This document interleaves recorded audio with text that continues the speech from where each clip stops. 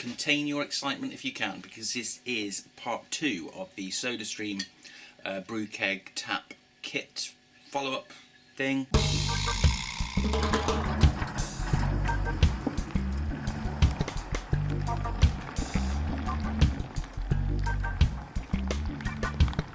Let's have a bit of a recap then from where we left it last time around. We looked at the brew keg tap Sodastream system, and in that first video I think we did everything apart from showing you actually or going through pouring the first beer off it, which was a Bohemian Pils.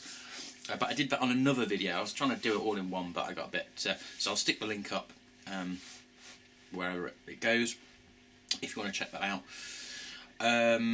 So that's really where we are. So what today's one about is just a quick sort of review of how it went.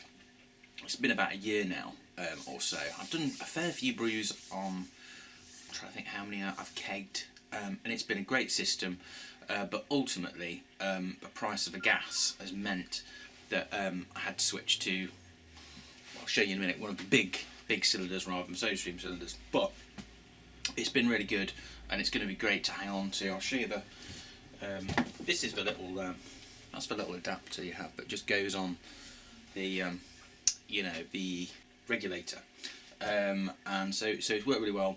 It would be great to hang on to this, but if I have problems with gas, getting a big gas in the future, or having a problem, you can always zip to Argos or whatever, you know, and get another one of these cylinders. Dead easy to pick up. But as I say, cost wise, I was going to try and work out what the difference was. But it's a big difference. One of these, I think, is about 15-20 quid, and you will get about somewhere between, probably about 2. You'll get about, if you're careful. But one of these big cylinders, I'll show you in a minute. You know, you're going to be looking at, I would have thought, here's a guess, 20, perhaps more. A big difference. Anyway, so that's where we got to there. Just today, going to talk about where I am with the big cylinders, the new system, based on the kit I got originally, and also afterwards going to talk about what I'm going to do after that, because this is kind of like stage 2. It's been working really well. So if you're interested, check it out, and we'll just go through it. Okay, right. So here is the new giant cylinder we've got. And one of the things you've got to be really careful as if you go down this route is you've got to make sure it's like well fastened to the wall somehow. So I've perhaps being a bit paranoid, I've got a bike thingamajig up there, and a couple of this that sort of stuff, the nail strip, whatever you call it, just to make sure it's not going over, because from what I understand you do not want one of these bad boys falling over and all that kind of caper. So you can see it's got the original regulator that was in the kit, and just give you this was the adapter that would go onto the Sodastream cylinder. I'll just give you a bit of a comparison there. You can see the difference in size. It is going to be, I mean, this, just to give you, I know I've already said that this cylinder's, I think it's about 15-20 quid. This one here was 30 quid, and that included the deposit and everything. Really good place in Nottingham city centre.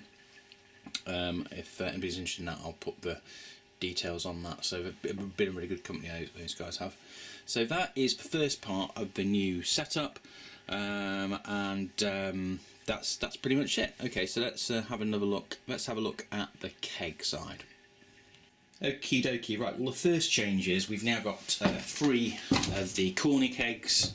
And I got, they're all mine are second hand, but now, just a little tip actually, I know that the place I got mine from, Brew Keg Tap, were doing brand new ones actually. I think they were Kegland. I know I think is that Australian or New Zealand company? I can't remember, but they've got a good name. So I think if I was getting any more, I'd perhaps look at getting some new ones. Anyway, you might remember this was the fridge that we did our keg out the Bohemian Pils in last time round, that we were chilling it down in and lagering in. But things have, the first thing is that I've changed this around a bit. So that is the fermentation fridge I use now, and the keg chilling fridge is down here. As you can see, we've got one there, a loon can of Guinness. Oh god, it's pretty grim in the bottom there. Okay, so just giving that a little bit of a clean. It was pretty grim in there. We'll get that sorted out. In a bit. So yeah, so I use this fridge now for keeping the beer chilled. It doesn't work. It doesn't. It's not as good as. It's about 20 years old, that fridge. This new one is. Well, so I've had this a couple of years, and it's much better for cold crashing and stuff like that. So to be honest, I reckon there's a lot to be said for getting a new one for those sort of jobs. Anyway, so depending on the time of year, I will keep stuff either in the fridge or this very tidy garage, and we will. What I've been doing at the moment is actually, it sounds a bit daft, but I've been just wiring up. So I've got the gas disconnect there. What I've been doing is I've just been putting about 20-25 psi on the keg, giving it a good blast and stashing it in there. Or, as I say, if it's a bitter or something, in here, depending on the time of year, is a really good temperature just to be able to serve it as well. You know, you can just literally leave it in there. I'm saying literally again, and there you go. So that's working out really well. So I guess really now what we need to do is talk about what next, because this works really well, but it's a bit untidy, and as you can see, you've got bits and bobs all over the place. So let's pick that up next. Okay, so that's pretty much that. One tip that I've come across that I think works pretty well is, especially when you've got sort of multiple kegs. What I do is I kind of straight away just wash them with sort of cloth inside, give them a good, a good wash, just with a little bit of squeeze of the old washing up liquid and just water and flush it all out. And then I bung some Star San in it. So we always have a bit of, you can hear always have a bit of Star San in the bottom.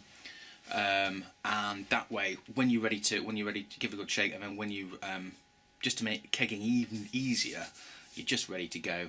Dump that out, give it a quick rinse, and keg the beer. So that makes the whole thing so much better. So that's all that done. It's been a great system, but it was definitely time to move to the big gas, because it was just costing too much, and it's much better to be able to. You just don't. It's just the way to go. I mean, if you're thinking about kegging, as anybody who's kegged beer before will tell you, it is the way to go. So much better. You can drink your beer much quicker. It's just a million and one reasons. So just do it if you you know. And this is a great way. The Sodastream is a great way of starting. But going on after this, I've got a bit of space sorted out. I want to go down the sort of kegerator route. Some great videos out there, but the guys have done.